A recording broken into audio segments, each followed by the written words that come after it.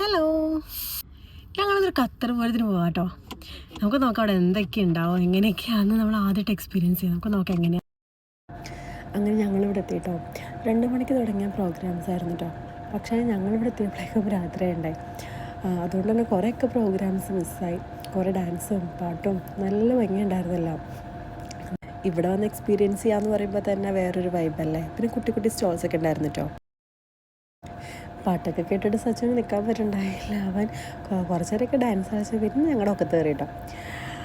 അങ്ങനെ Qatar Pooram explore ചെയ്യാൻ പറ്റി. വിചാരിച്ച് കൂടുതൽ ആൾക്കാരുണ്ടായിരുന്നു. എല്ലാവരും ഇങ്ങനെ അടിച്ചു പൊളിക്കാനുള്ളൊരു വൈബിൽ നിൽക്കായിരുന്നു കേട്ടോ. അങ്ങനെ പാട്ടൊക്കെ അതുപോലെ ആയിരുന്നു. പിന്നെ മേളം ഉണ്ടായിരുന്നു കേട്ടോ. നല്ല രസമായിരുന്നു.